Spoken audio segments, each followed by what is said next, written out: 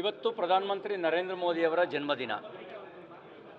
ಜನ್ಮದಿನದ ಶುಭಾಶಯಗಳನ್ನು ಸಲ್ಲಿಸ್ತಾ ಅವರಿಗೆ 100 ವರ್ಷಗಳಿಗೂ ಹೆಚ್ಚು ಕಾಲ ಆಯುಷ್ವಂತರಾಗಿ ಆರೋಗ್ಯವಂತರಾಗಿ ಬದುಕುವಂಥ ಆಶೀರ್ವಾದ ಭಗವಂತ ನೀಡಲಿ ಅಂತೇಳಿ ಪ್ರಾರ್ಥಿಸ್ತೇವೆ.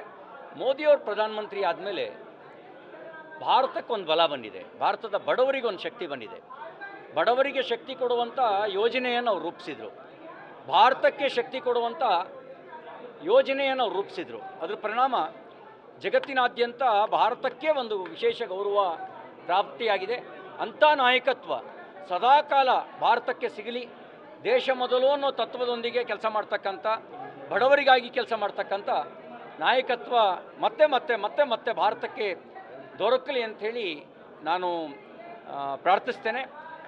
ನಿನ್ನೆ ನಮ್ಮ ಮುಖ್ಯಮಂತ್ರಿ ಸಿದ್ದರಾಮಯ್ಯನವರು 40 ವರ್ಷದ ಸಾರ್ವಜನಿಕ ಜೀವನದ ಒಂದೇ ಒಂದು ಕಳಂಕ ಇಲ್ಲ ಅಂತ ಅವ್ರು ಹೇಳಿದ್ದಾರೆ. ನಾನು ಮುಖ್ಯಮಂತ್ರಿಗಳಿಗೆ ಕೇಳಕ್ಕೆ ಬಯಸ್ತೇನೆ, ಅರ್ಕಾವತಿ ಹಗರಣ ಕಳಂಕ ಅಲ್ವಾ? ಅರ್ಕಾವತಿಯಲ್ಲಿ 880 ಎಕರೆ ಲ್ಯಾಂಡನ್ನು ರೀಡು ಹೆಸರಿನಲ್ಲಿ ಡಿನೋಟಿಫಿಕೇಷನ್ ಮಾಡಿ 8,000 ಕೋಟಿ ರೂಪಾಯಿಗಳಿಗೂ ಹೆಚ್ಚು ನಷ್ಟ ಮಾಡಿರೋದ್ರ ಬಗ್ಗೆ ಕೆಂಪಣ್ಣ ಆಯೋಗ ತನ್ನ ವರದಿಯಲ್ಲಿ ಕೊಟ್ಟಿದೆ. ಅದು ಕಳಂಕ ಆಗೋದಿಲ್ವಾ ತಮ್ಮ ಆಡಳಿತಕ್ಕೆ? ಮೂಡಾ ಸ್ಕ್ಯಾಮು ಒಂದೊಂದೇ ದಿನ ಬೆಳಗಾದರೆ ಮೂಡಾದಲ್ಲಿ ನಡೀತಿರ್ತಕ್ಕಂಥ ಹಗರಣಗಳು, ಮೂಡಾದಲ್ಲಿ ನಡೆದಿರುವಂಥ ಮೋಸ, ಮೂಡಾದಲ್ಲಿ ನಡೆದಿರ್ತಕ್ಕಂಥ ಭ್ರಷ್ಟಾಚಾರ ಬಯಲಿಗೆ ಬರ್ತಾ ಇದ್ದಾವೆ. ಅದು ತಮ್ಮ ಆಡಳಿತದ ಕಳಂಕ ಅಂತ ಅನ್ಸೋದಿಲ್ವಾ? ಮಹರ್ಷಿ ವಾಲ್ಮೀಕಿ ಅಭಿವೃದ್ಧಿ ನಿಗಮದಲ್ಲಿ ನೀವೇ ಒಪ್ಕೊಂಡ್ರಿ 89 ಕೋಟಿ ರೂಪಾಯಿ ಲೂಟಿಯಾಗಿದೆ ಅಂಥೇಳಿ. ನಿಮ್ಮ ಆಡಳಿತದ ಕಳಂಕ ಅಂತ ಅನ್ಸೋದಿಲ್ವಾ ನಿಮಗೆ?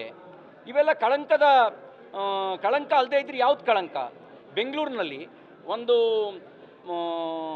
ಲ್ಯಾಂಡ್ ಕನ್ವರ್ಷನ್ ಮಾಡೋದಕ್ಕೆ 25 ಲಕ್ಷ ಕೊಡಬೇಕು. ಹಾಗೆಯೇ ಭೂ ಪರಿವರ್ತನೆಗೆ 25 ಲಕ್ಷ ಕೊಡೋದಾದರೆ ಪ್ಲಾನ್ ಸ್ಯಾಂಕ್ಷನ್ನಿಗೆ ಸ್ಕ್ವೇರ್ ಫೀಟಿಗೆ 100 ರೂಪಾಯಿ ಕೊಡಬೇಕು. ಅಂದರೆ ಒಂದು ತಿಂಗಳಿಗೆ 800ರಿಂದ 1000 ಕೋಟಿ ರೂಪಾಯಿ ಲಂಚದ ರೂಪದಲ್ಲಿ ಸಂಗ್ರಹ ಆಗ್ತಾ ಇದೆ. ಇದು ಕಳಂಕ ಆಗದೆ ಇದ್ರೆ ಇನ್ಯಾವ್ದು ಕಳಂಕ? ಇದೆಲ್ಲ ನಿಮ್ಮ ಆಡಳಿತದ ಕಳಂಕ ಅಲ್ವೇ ಇದು ನಿಮ್ಮ ಆಡಳಿತಕ್ಕೆ? ಮತ್ತು ನೀವು ಒಂದು ಪ್ರಜಾಪ್ರಭುತ್ವ ವ್ಯವಸ್ಥೆ ಮೇಲೆ ನಂಬಿಕೆ ಇಟ್ಟಿದ್ದರೆ ನೀವು ನಿಜವಾಗಲೂ ವಿರೋಧ ಪಕ್ಷದವರ ಪ್ರಶ್ನೆಗೆ ಅವಕಾಶ ಕೊಡಬೇಕಿತ್ತು. ವಿಧಾನ ಪರಿಷತ್ನಲ್ಲಿ ಪ್ರಶ್ನೆಯನ್ನು ಎದುರಿಸಲಾರದೆ ಅಲ್ಲಿಂದ ಪಲಾಯನ ಮಾಡಿದವರು ಹೊರಗಡೆ ಬಂದು ನೀವು ಸಮರ್ಥನೆ ಮಾಡ್ಕೊಳ್ತಾ ಇದ್ದೀರಿ. ಹೊರಗಡೆ ಬಂದು ನೀವು ಉತ್ತರ ಕೊಡಬೇಕಾದ ವೇದಿಕೆ ಅದು ನಿಜವಾಗ್ಲೂ ಕೂಡ ಅದು ವಿಧಾನ ಪರಿಷತ್ ಆಗಿತ್ತು. ಅಲ್ಲಿ ಯಾಕೆ ಪಲಾಯನ ಮಾಡಿದ್ರಿ? ಅಲ್ಲಿ ನೀವು ಸಿಗಾಕೊಳ್ತಿದ್ರಿ, ಅದಕ್ಕಾಗಿ ನೀವು ಪಲಾಯನ ಮಾಡಿದ್ರಿ. ಹೇಗೆ ನಿಮ್ಮದು ಕಳಂಕರಹಿತವಾಗಿರ್ತಕ್ಕಂಥ ಆಡಳಿತ ಹೇಳಿ? ಇಷ್ಟೆಲ್ಲ ಹಗರಣಗಳ ಮೇಲೆ ನಡೆದ ಮೇಲೂ ಕೂಡ ನಿಮಗೆ ನೀವೇ ಲಾಯರು ಆಗ್ತೀರಿ, ನಿಮಗೆ ನೀವೇ ಜಡ್ಜ್ಮೆಂಟು ಕೊಟ್ಕೊಳ್ತೀರಿ. ಲಾಯರೂ ನೀವೇ, ಜಡ್ಜು ನೀವೇ. ಇನ್ಯಾರೂ ನಿಮಗೆ ಜನ ಜಡ್ಜ್ಮೆಂಟ್ ಕೊಡಬೇಕಾದ್ರೆ ಪ್ರಜಾಪ್ರಭುತ್ವದಲ್ಲಿ ನೀವಲ್ಲ, ರಾಜ್ಯದ ಜನ ಜಡ್ಜ್ಮೆಂಟ್ ಕೊಡಬೇಕಾಗಿರೋದು.